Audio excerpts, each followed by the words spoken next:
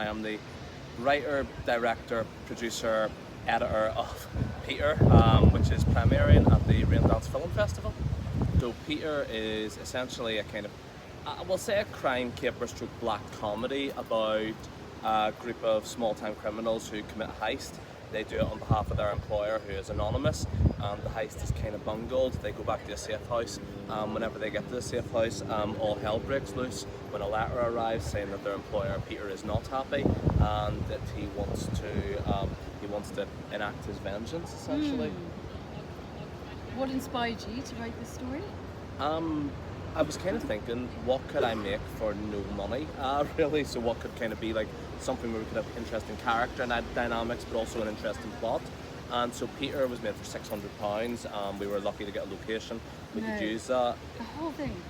About that, yeah, 600. Like maybe like £50 more for to include a few pints and pizzas that I bought friends that were working on it, but yeah. That is amazing! So it came in at just under an hour long, and it was fantastic. But I thought, look, we can get a house, we can make it look like an old person's house. So I asked my granny, could I borrow everything she had that looked old, better word, and then just kind of could we get a decent group of actors in to kind of interact with each other and see how they would interact, and it really came together really, really well. How did you find them, the actors? So there's a group called Media Therapy Group on in the kind of North of Ireland film circuit, which is a group for people who want to get involved with acting, people who want to do sound, special effects, directing, you name it.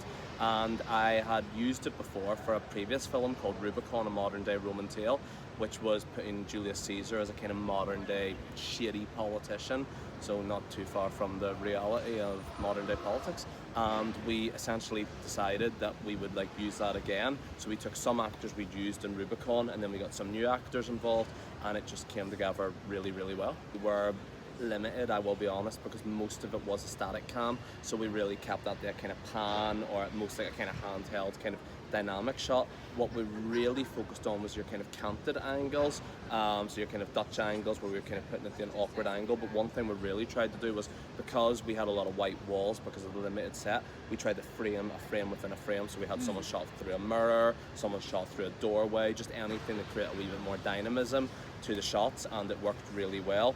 What we also did was put the movie into black and white for the current day, and the flashbacks into colour. And the kind of idea with that, which I'm hoping we've achieved and people enjoy, was that you kind of colour your own past, you look at it in a kind of unique way. So we actually put that in the, I wouldn't say oversaturated, but we slightly saturated it to make it not quite real, because it's one person's reconciliation,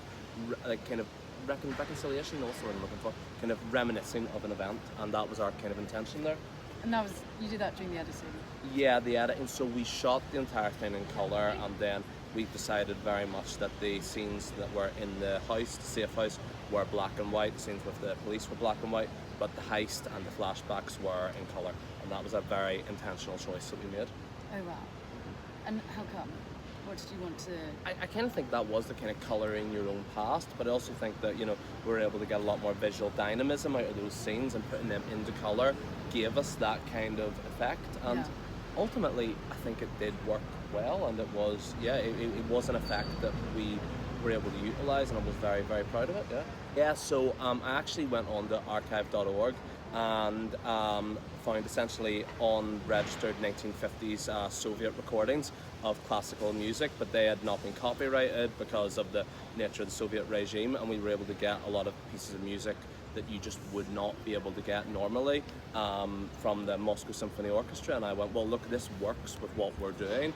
And yes, it was an old 1950s recording, and yes, it was a wee bit grainy, and yes, there was the odd wee crackle in it, but with the old school theme of the movie, I think it worked really well.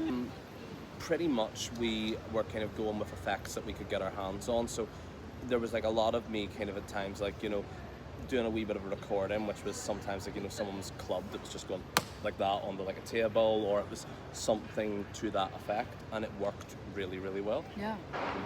And I'm actually very proud of the sound design, because there were many hours labouring going, right, is that too loud, is that the right level, and just getting that kind of, I kind of say go with your gut in regard to that, because if you're listening to it, you've got to remember an audience is not if an audience is sitting there thinking, oh, did the sound design work, then you haven't made a good film. So you really want it to be invisible. It's almost like kind of like an invisible actor.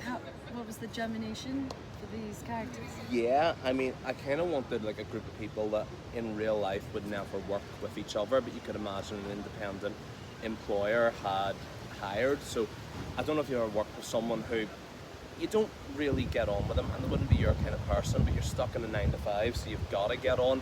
That was kind of how I looked at it. So you've kind of got characters like Herbert the boxer, who is, you know, a kind of like, you know, hard as nails guy that you don't want to mess with, and Professor Patrick Green, a kind of English literature professor. So they're not two natural friends with each other, but I thought you could get dynamics there you would not normally get, which could be very, very interesting to the final product.